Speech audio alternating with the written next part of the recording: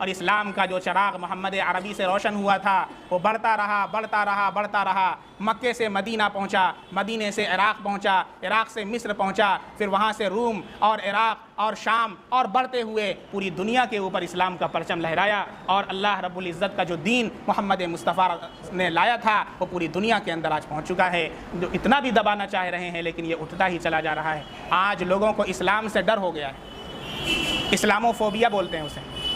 कुरान से डर है, इस्लाम से डर है, मुसलमानों से डर है, इस्लामी अहकाम से डर है। इसलिए आप देख रहे हैं कि आए दिन लोग बौखला रहे हैं। क्यों? वो डर है इस्लाम से कि अरे ये तो बढ़ता चला जा रहा है।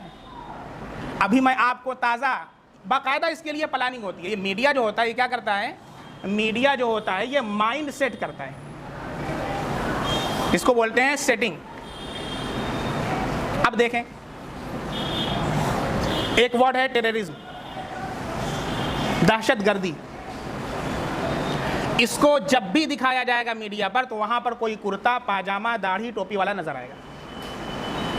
अब पूरी दुनिया के अंदर ये माइंड सेट कर दिया गया कि टेररिज्म का मतलब मुसलमान, मुसलमान का मतलब टेररिज्म। हकीकत ऐसी कुछ नहीं, लेकिन मीडिया ने क्या लोगों के दिमाग में सेट किया वही दिखाया। मैं आपको बताऊं, बहुत से लोग होंगे आप लोगों में से जिन्होंने बहुत सी इनकी फिल्में और मूवीज़ देखी होंगी। उसके अंदर भी आप जब इस बात का मुशाहदा करेंगे कि जब कोई ऐसा रोल प्ले करवाना होता है कि जिसके अंदर ये दिखाया गया हो कि वो दहशतगर्दी कर रहा है, तो उसमें किसको दिखाएगा? एक टोपी कुर्ता पाजामा वाले को दिखाएगा, वही एक्टिंग करेगा उसके। कभी आपने या किसी ने किसी से सुना है कि उसके अंदर किसी ऐसे को टेररिस्ट बना दिया, दहशतगर्द कह दिया कि जो किसी गैर इस्लाम से हो? नहीं। हत्ता कि अभी कुछ दिनों पहले की बात है, कुछ सालों पहले की बात है, यहाँ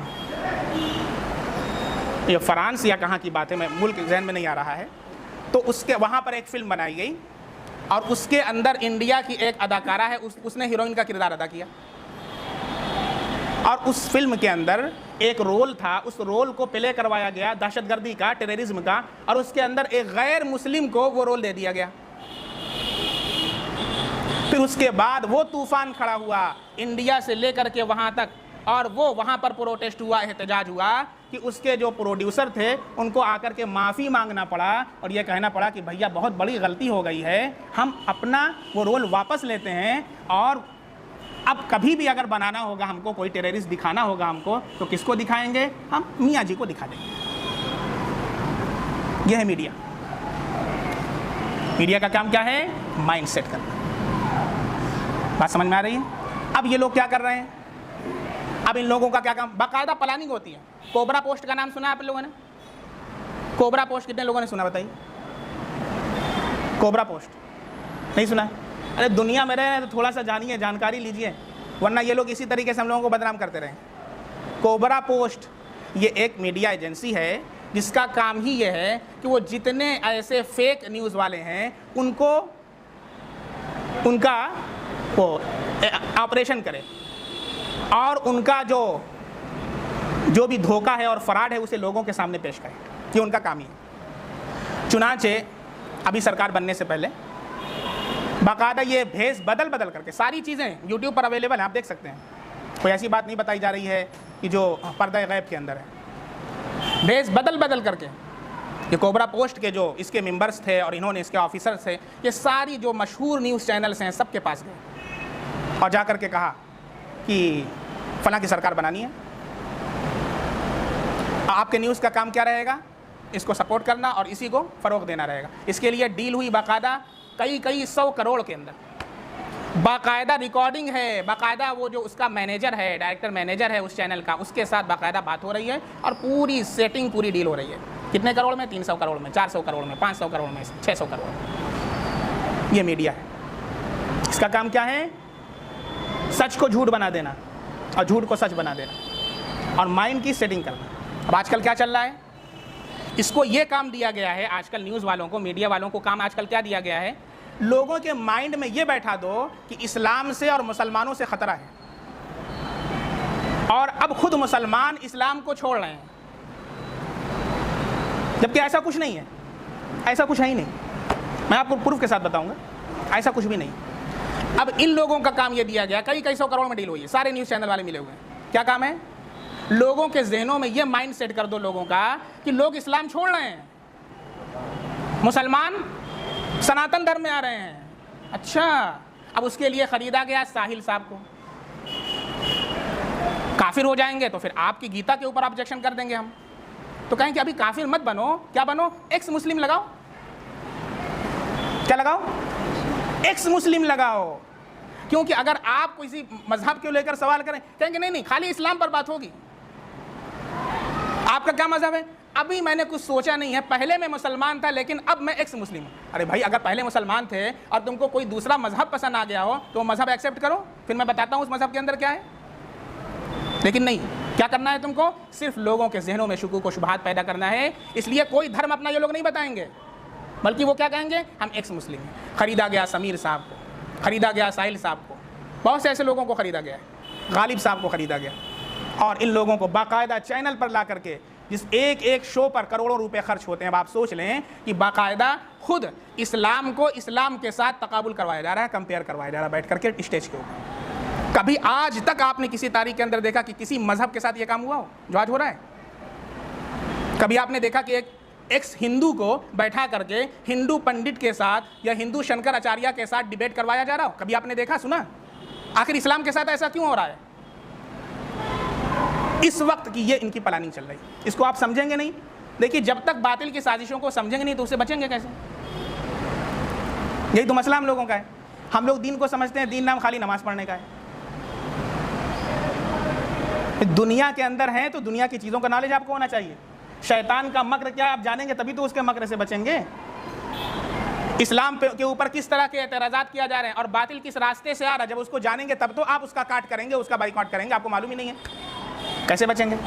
तो आज के हालात के अंदर सारे मीडिया हाउसेस को ख़रीदा गया है और उनको बाकायदा करोड़ों रुपए दिए गए हैं, और उनका काम क्या दिया गया? उनकी जॉब इस वक्त की यह है कि मुसलमानों के ख़िलाफ़, इस्लाम के ख़िलाफ़ प्रोपेगेंडा करो और ये लोगों के माइंड में सेट कर दो कि इस वक्त सारे मुसलमान इस्लाम को छोड़ रहे हैं।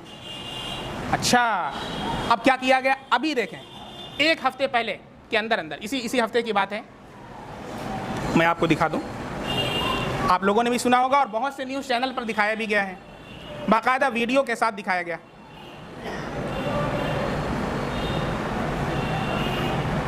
ये देखिए, ये तस्वीर आप लोगों ने देखा होगा, अच्छे से देख लीजिए। कहाँ की बता दूं मैं?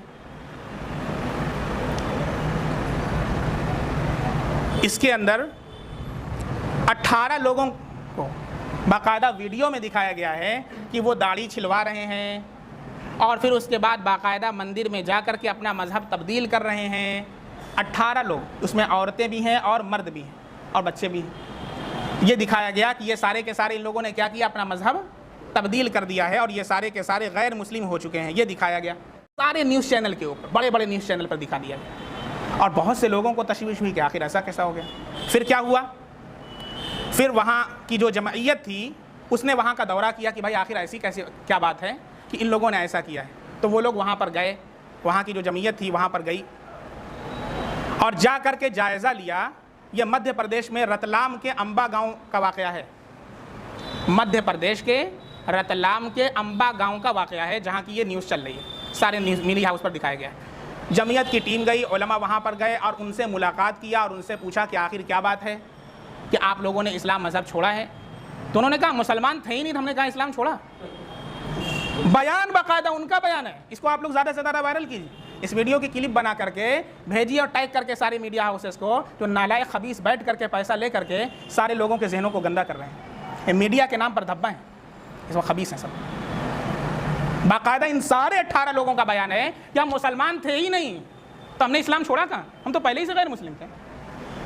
तो फिर उनसे कहा गया भाई वीडियो बाकायदा कि आप अपना जो है वो छिलवा रहे हैं, दाढ़ी छिलवा रहे हैं, ये कर रहे हैं। कि असल में बात ये है कि हम लोगों को खाने वाने को मिलता नहीं था, भूखे रहते थे, तो हम लोग भेष बना करके दाढ़ी रख लिए थे, मुसलमानों जैसा हुलिया इख्तियार करके मस्जिद के पास जाते, मुसलमानों के इलाके में जाते थे। तो मुसलमान लोग बहुत रहम दिल होते हैं, उनके मज़हब में ये सिखाया गया कि कोई भूखा है तो उसको खाना खिलाओ। वो हमको खाना खिलाते, वो हमको कपड़ा देते, वो हमको सदका खैरात देते, पैसा देते, ऐसे हम लोग का पेट चल रहा था, इसलिए हमने किया था।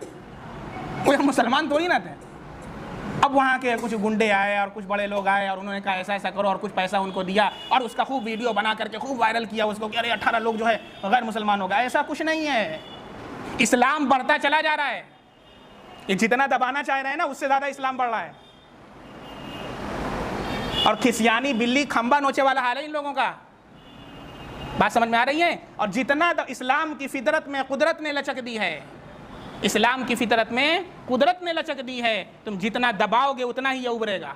अल्लाह के नबी का ये कौल अपनी जगह सादिक होकर के रहेगा। ऐ फातिमा, हर कच्चे पक्के घर के अंदर तेरे बाप का लाया हुआ दीन दाखिल होकर के रहेगा, खा अजीज़ की इज्जत के साथ या जलील की जिल्लत के साथ। इंशाअल्लाह वो दिन आने वाला है।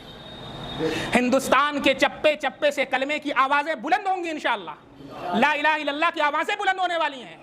और ये जितने कुत्ते भौंक रहे हैं, इन कुत्तों को भी अल्लाह रब्बुल इज़्ज़त से मेरी यही दुआ है कि अल्लाह हिदायत अता फरमा दे।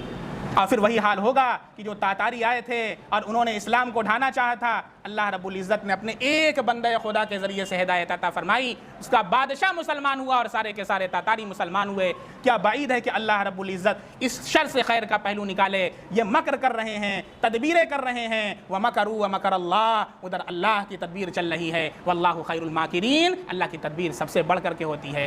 इंशाअल्लाह बिल्कुल नक्शा बदलने वाला है। इसलिए किसी फिक्र में मुब्तला मत हो मुसलमानों। हाँ, अपने काम पर यकीन के साथ गामजन रहो।